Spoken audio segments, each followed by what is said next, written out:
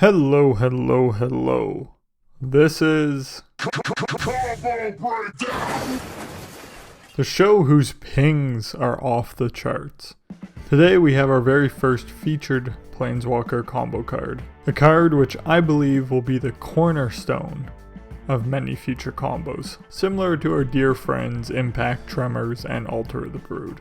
But before we dive into this, be sure to like, sub, and comment for all the jank I create. Okay, so today's card is Ral Storm Conduit, a Planeswalker from War of the Spark that costs red, blue, and 2, and comes in with 4 loyalty counters. His static ability is whenever you cast or copy an instant or sorcery spell, he deals 1 damage to target opponent or Planeswalker. His +2 is Scry 1, and his -2 is when you cast your next instant or sorcery spell this turn, copy it. You may choose new targets for the copy. So there's a fair bit to work with here, but let's start with his static ability. Pinging an opponent for 1 every time you cast an instant or sorcery is nice, but doing it every time you copy a spell can be game ending. All you need is 2 copy spells. Let's go to the battlefield to explain this. So here we are, our wonderful battlefield. We have Ral on the battlefield, the stack to the right, and our hand at the bottom with 2 copy spells and any other instant or sorcery in it. First we cast our spell, being Opt in this case. It goes on the stack and Ral triggers, going on the stack as well. It resolves, we ping for 1, but before we let Opt resolve, we cast Reverberate, a spell that copies target instant or sorcery spell, and we target Opt. Ral triggers because we cast a spell, pinging for 1. Before Reverberate resolves, we cast Twin Cast, a blue version of Reverberate, targeting Reverberate. Ral triggers again. We let Twin Cast resolve, copying the Reverberate and putting the copy of that on the stack, targeting the original Reverberate, and also triggering Ral because he also pings on copies. We let the copy of Reverberate resolve, copying the original Reverberate, and with the copy we target the original Reverberate again, triggering Ral again, and then we rinse and repeat, pinging our opponents for lethal. You can even do this on your opponent's turn when they cast an instant or sorcery spell, as Reverberate and Twin Cast are both instants. But like all good combos, there's plenty of redundancy for EDH.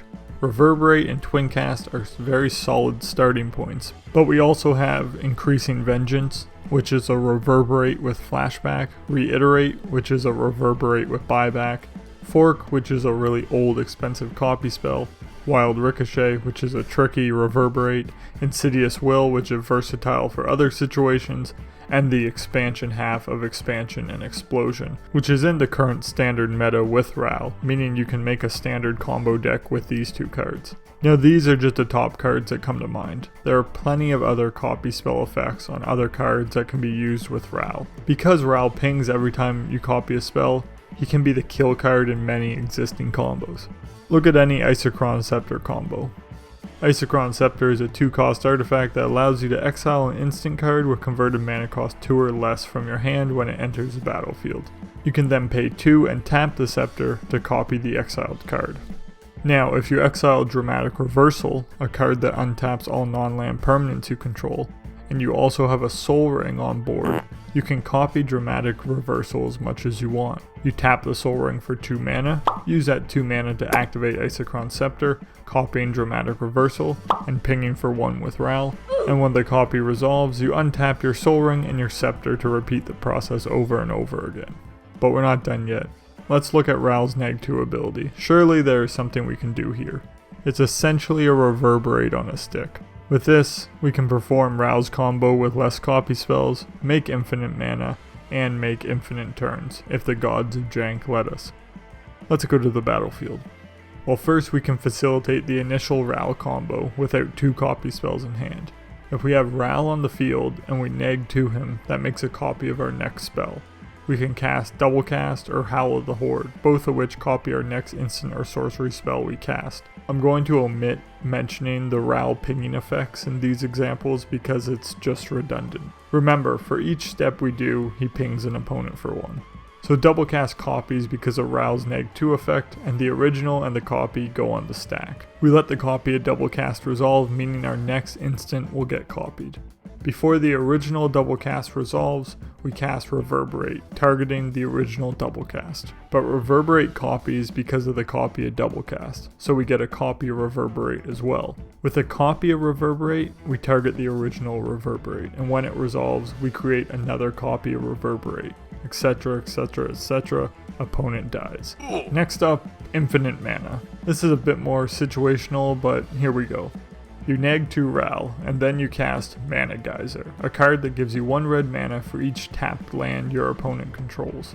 So your opponents need at least 6 tapped lands for you to loop, and 7 lands for infinite mana.